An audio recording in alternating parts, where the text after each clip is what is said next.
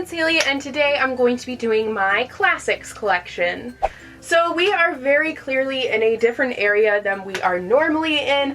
This is actually what I face when I'm normally filming, so I'm looking at this beauty. But today I wanted to show you guys all of the special editions of classics that I own. So I do have more classics than this, but the other ones that I have are just like mass market paperbacks, like just not really nice editions. These are all of the really nice editions of classics that I have, and they all live on this shelf right here. These two shelves, this bottom one is just my school shelf and stuff.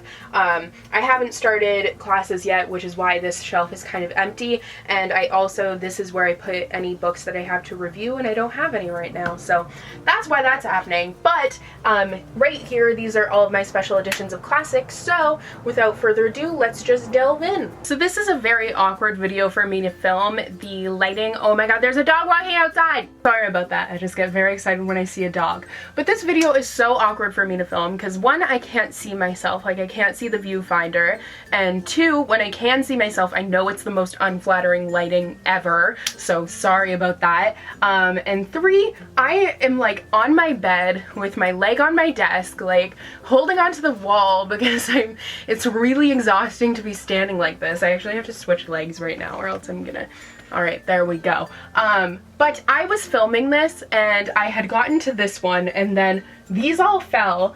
This is propped up by a candle, so that almost fell. So basically we almost had a big situation.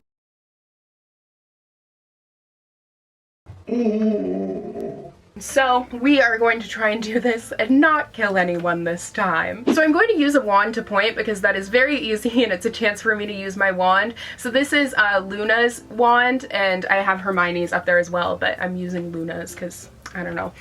So over here we have Alice's Adventures in Wonderland by Lewis Carroll. This is the Puffin Classics edition, and I really love Puffin Classics. Puffin and Penguin make some of my favorite classics. I just love what they do with them. And this one I got when I went to England last year. I'm absolutely obsessed with it. I love the cover. I love Under the Dust Jacket. I just think it's so beautiful. So then I had to get Through the Looking Glass, which is right here. That's also the Puffin Classics edition, but this one isn't a hardcover. It doesn't come in hardcover, unfortunately, or else I would have gotten that one, but I do still love it. I love the yellow and I love the illustrations on it. Then next to that I have Peter Pan by Jm Barrie, and this is once again a Puffin Classics edition, and I love the cover. I love the colors on it. Just something about the moon and the font just looks so lovely, and it just really, I think, captures Peter Pan and that kind of iconic image of Peter and Wendy and her brothers that I forget their names flying through the over the London skyline, so I really like that one. Then next to that we have The Wizard of Oz by L. Frank Baum, and this one is the Puffin Chalk edition, and I do really like this one. I honestly have no idea why I like it so much. I do actually really like the Puffin Chalk editions and I want more of them. Like, they have a really nice Alice one, they have a really nice Pippi Longstocking one, but I don't really want the Pippi Longstocking one because I don't like Pippi Longstocking. Like, I grew up watching that show and I hated it. But anyways, next to that I have Harry Potter and the Philosopher's Stone by J.K. Rowling, and that's kind of more of a like modern children's classic, if you will, and this one I got when I was in England, and you can see because it has the emblem right here, I got it at the Warner Brothers studio tour in England, so that was tons of fun. Then next to that I have Jane Eyre by Charlotte Bronte. This is a Penguins Deluxe Edition classic, and I got this one when I went to Shakespeare and Company last year when I went to Paris, and I'm currently reading it. It has a bookmark in it. I'll probably be done it by the time this video goes up, at least I hope. But yeah, I really love Penguin Classics Deluxe Editions, and this one is no exception. I love the cover. Next to that I have two James Joyce books. So I have A Portrait of the Artist as a Young Man, and then I have Dubliners. These are both, once again, Penguin Deluxe Classics Editions.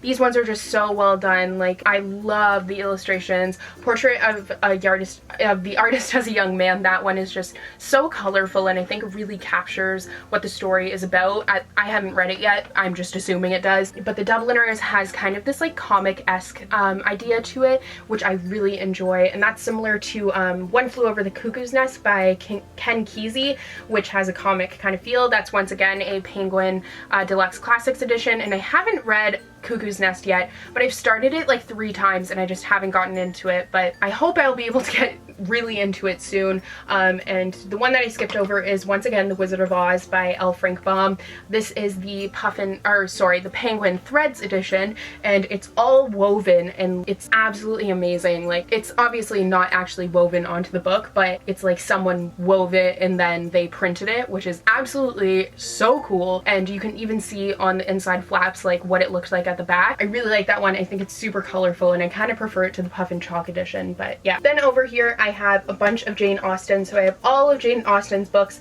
and these are the Vintage Classics editions. So I have Pride and Prejudice, which has the nice pink pattern on it. Then I have this Sense and Sensibility, and this one is what's that color? Turquoise and gold polka dot. I don't know why that took me so long. Then Mansfield Park, which has the flowers on it. Emma, which has, I don't even know what you'd call that pattern, but it's pretty. Persuasion, and then I have Northanger Abbey. So I've only read Sense and Sensibility and Northanger Abbey, but I am going to read Pride and Prejudice really soon. This one should be underneath this one because they're in chronological order of when she wrote them, but I just have it on top because I mentioned it in a video recently. Then over here, behind this little Shakespeare insults book, I have William Blake's Songs of Innocence and Experience. I got that when I went to England as well. I'm absolutely obsessed with Blake. I really like romantic poets, and I think he's a great one. I think he's one of my favorites, if not my favorite. And then I have A Midsummer Night's Dream by William Shakespeare, which I got when I went to,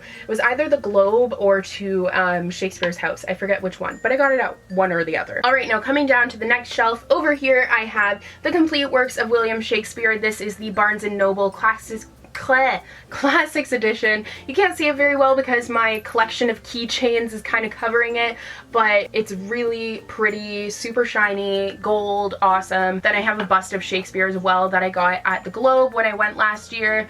Then here I have a bunch of Barnes & Noble Classics editions. So I have A Little Princess by Frances Hodgson Burnett. This is one of the new editions. Same with The Secret Garden by Frances Hodgson Burnett as well. This is one of the new Barnes & Noble editions. And then these 3 right here are the old Barnes & Noble editions that I don't even think they make anymore, which sucks because I wanted more. But so I have Anne of Green Gables by L.M. Montgomery, which I love because it's green and the cover's really nice.